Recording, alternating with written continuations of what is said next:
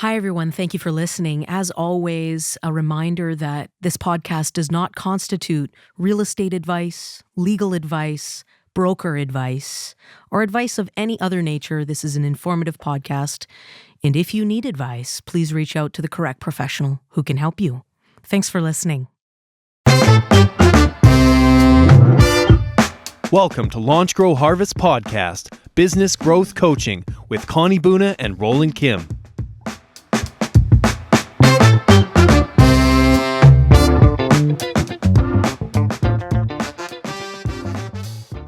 Hey, everybody. Connie Buna here. And Roland Kim. This is the Launch, Grow, Harvest podcast, and we're stoked to be with you here today. Talking about business planning. Friends, it is honestly never too early to start your business planning. We've talked about mid-year reviews. If you're listening to us in the current context, we're in the fourth quarter of 2023, and we're already getting started thinking about 24 and thinking about where we're going next year and in the future.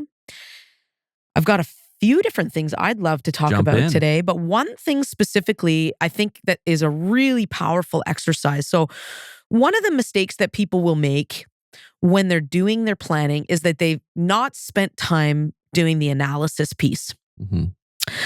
And one area of opportunity that I think is ultra powerful. If you've listened to the podcast in the past, or if you've been following modern sort of business concepts and business planning, the idea of time blocking won't be a new concept to you. But if it is new to you, time blocking is a way in which you manage your time and your calendar. And some of us time block using also a color-coded system. Mm-hmm.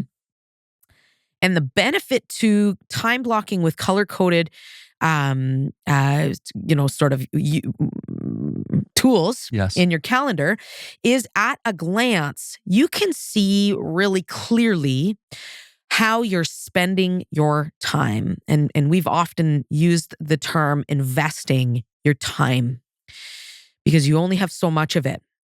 And so I think one of the most important components of prepping for business planning is to do a very deep dive into your calendar and analyze how have you invested your time over the past year.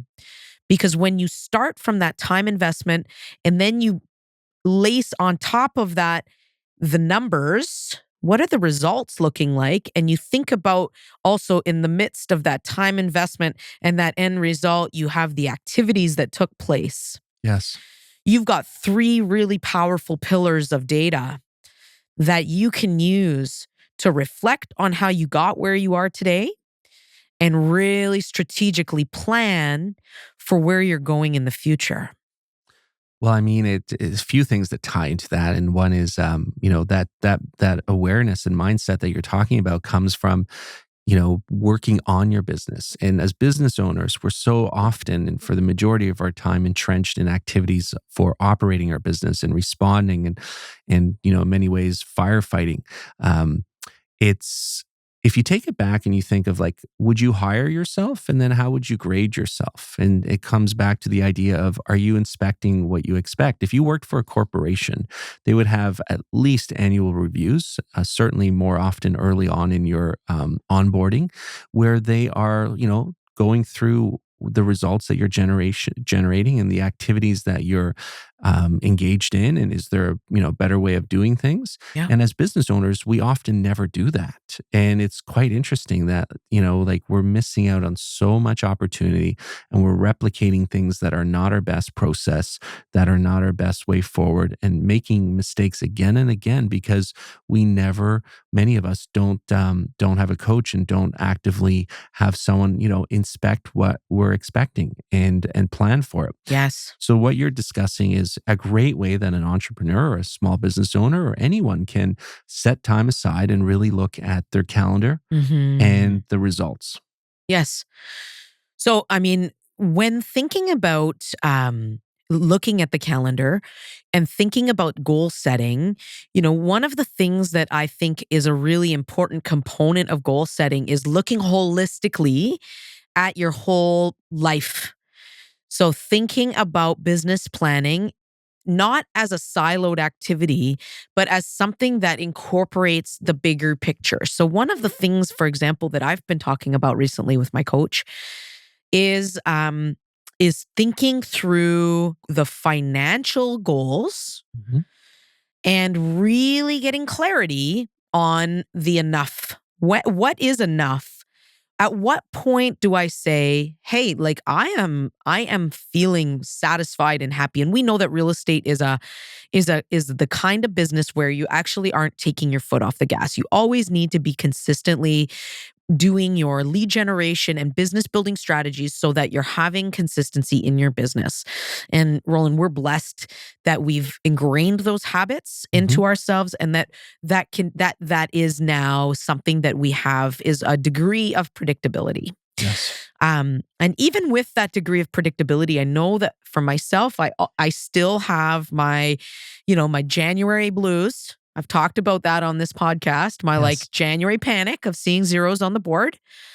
And also like in when I'm thinking about seasonality, I also experience that a little bit at the end of the summer, where sometimes funnel activity is slow, transactional volume is slow. And then surely the fall comes and I spring into action and activity propels itself forward. And so where I've gotten better from a planning perspective is, for example, I have historically not been somebody that focused on my pending closings. Yes. And my coach has done a wonderful job of helping me understand, when I have January blues, what I need to be looking at are my pending closings. What did I do in the fourth quarter of the previous year that's paying me when my January panic comes into play? And what activities, well, how am I strategically planning my time? If I'm not hyper busy with transactional business, what other actions am I taking? What am I doing with my day so that I'm maximizing the time I have in front of me? What would you say is your biggest kind of strategy or reflection when you're looking at your time blocks? The biggest reflection is how much we lie to ourselves, I think. So, if you're not taking it really serious, is you create a nice, colorful, time-blocked schedule, and then life jumps in and you don't manage it. Yeah. So a great example of that is, every business owner needs to do lead gen. That's also known as relationship building. And the truth is, like, if you're being perfectly honest with any top performer, it's actually a really small amount of relationship building or lead gen that we do. But if you can do it consistently, it has amazing compound effects. It's one of those wonders of the world, compound. Yes. And many people, and I suggest for most people, it's most powerful in the morning because you haven't derailed your habits yet for the day and let life run into your day. And so for, where I've improved, where in the past it's kind of been a lie to myself is, I'm now, I drop the kids off or I see them off and I work from home or I get to the office early and I'm doing relationship for at least an hour, but ideally an hour and a half to 2 hours in the morning. Yeah. And then doing the rest of the activities after 11 o'clock in the morning. Yes. And if there is something like a teacher-parent interview, or I had to have a bank meeting or something that simply couldn't be moved, yep. Moving that 1.5 hour database relationship lead gen block to the afternoon and delivering on it. And on the off chance where you simply can't do it that day or you want to take the rest of the day off, is, if you're going to be honest with yourself, is moving that commitment to a following day. And all in all, for me, my time block over the years has gotten less and less. So my calendar looks less busy than it did years ago. And so I think that is important, unless you honestly do, follow through with all the things you put on your calendar. Yes. Less is more. Yeah, absolutely. I think another important strategy from a business planning perspective is also really reflecting, and I've done a much better job this year of reflecting on where the business is coming from, so that when you are doing your business planning for the next year coming, you're Your business engine strategies are focused around where your business is coming from. I think lots of agents and a lot of business owners, they just kind of have blinders on and they're just like, I've always advertised on the bus, so I'm advertising on the bus. I've always bought Google AdWords, so I'm just continuing to use Google AdWords or whatever your strategy is. If that hasn't generated the business results that you need, why are you continuing to invest in it? Is it being driven by your ego? Is it being driven by just not accurately reflecting? I think it's being driven by not being aware. And as you're aware, I'm writing a book and working on a course called 99 Plus Lead Gen Systems. And I've taught it a few times in its evolution. So if anyone is interested, reach out and I can share with you a link to the YouTube video. And the concept there is actively, again, working on your business. And in my opinion, the perfect business, if you can visualize it, is 3 circles. So you have a large circle at the top and 3 circles underneath it. The large circle is your database. You need to grow your database, and then from that point forward, keep feeding it and cultivating it. And underneath, you have 3 other lead gen engines. Yes. So to go back to why do people not do it properly? Is they never visualize that, and they're throwing things and investing into things. And many people have I would call it like a deflated circle balloon at the top, and maybe 6, 7, maybe 12 little splotchy engines below that one. Yeah. And the challenge in that is what I discover often through the coaching that we do at Launch Grow Harvest is, there's realtors, and it's transferable to any business as well. So there's business people who have, engine number 6, and it actually is bigger than their second engine.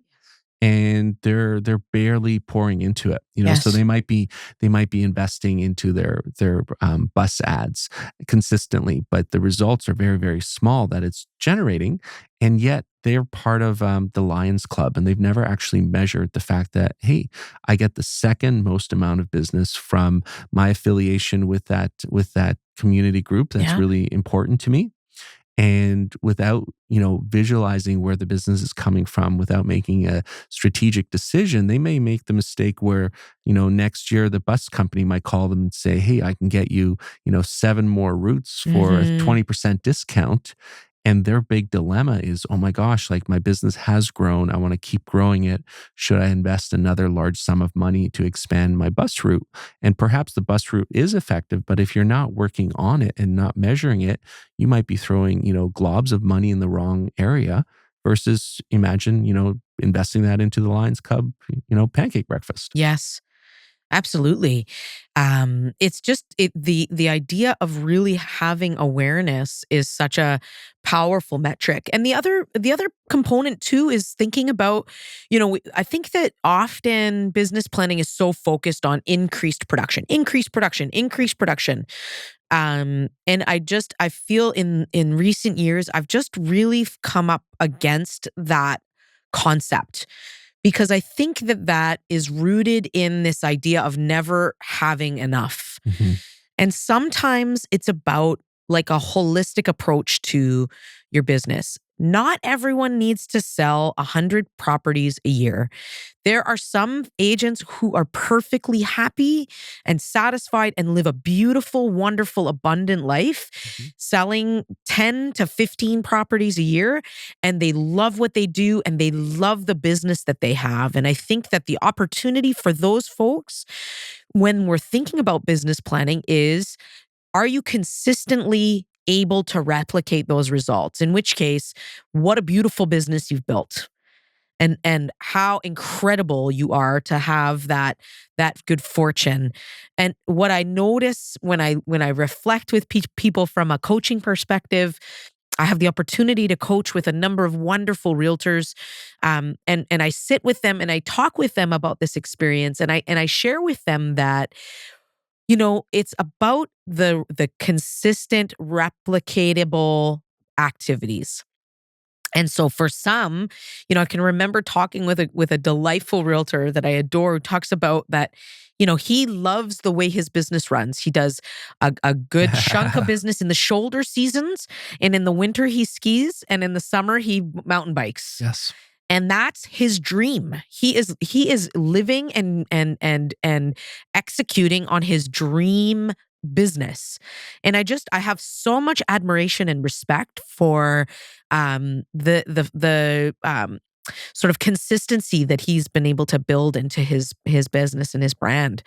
And I think that is also just such an important component of business planning. It's not only about grow it, make as much money as possible, put it all in the stockpile. Like it's not that not everybody is driven in that way.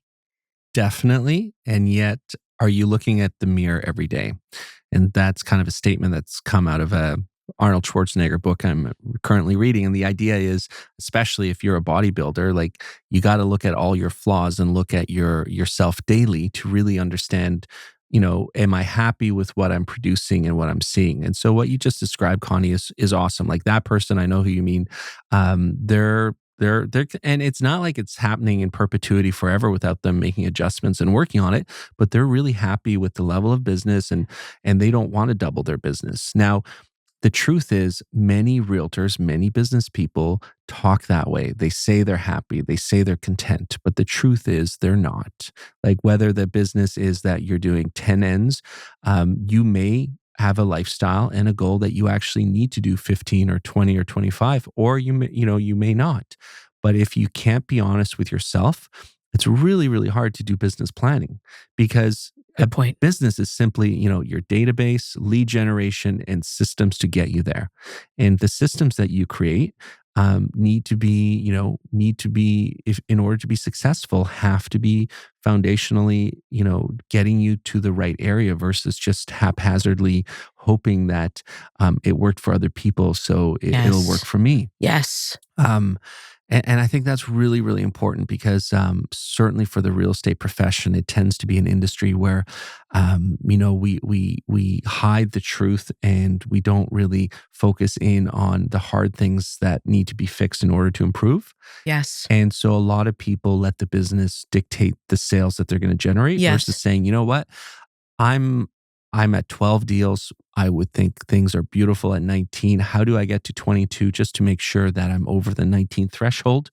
And also be realistic that might not happen in a year. So let's create a 2-year goal. Yes. Because a lot of times people arbitrarily throw out a number. And that's one of my pet peeves with business planning is, and everyone has a different way of approaching it, but the goals that I'm setting when I'm doing business planning are actually goals I want to hit. Yes. They're not, and the other view on that is you have a goal of 50 transactions when you really only want 25, and you'll blow past 25 on your way to 50.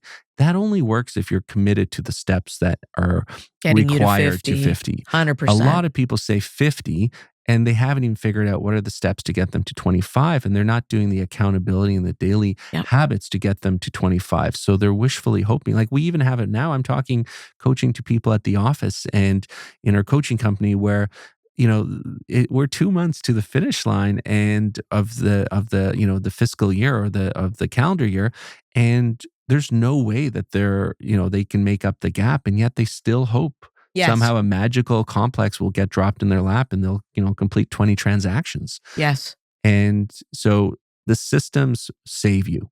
And that is also why, the Kim Buna team, Connie and myself, we're listing experts. And a lot of times when we're at listing appointments, the sellers are like, how do you guys consistently, on the team sell a property every 2 days? And it's kind of like, it's not complex, but it's not easy. We've created a system that, gets tweaked and it gets changed and small incremental improvements are made, but the fundamentals of it work. And we run the same way with a buyer, the same way with a seller that we have done, hundreds and thousands of transactions with. And we know it works. Mm-hmm. And the system saves us from, deviating and making poor decisions if we didn't have it. Yes, absolutely. I mean, again, so in summary and reflection, as your business planning, really thinking about understanding your commitments, understanding your numbers. Can you reflect on your year and think about how many new people came into your database? Don't you think that's an important number to know? Mm-hmm. Can you think about and reflect on, lots of people understand their units, right? They know the units of production. Can you reflect on how many contracts you've written? Can you start reflecting on these numbers so that you actually have an ability to measure conversion rates, growth rates? You can start then projecting. You can create some anticipated results, and then you can measure yourself against them. By the halfway through the next year, like, if I'm on target, here's where I should be. Here's how much business or how many contracts I should have written.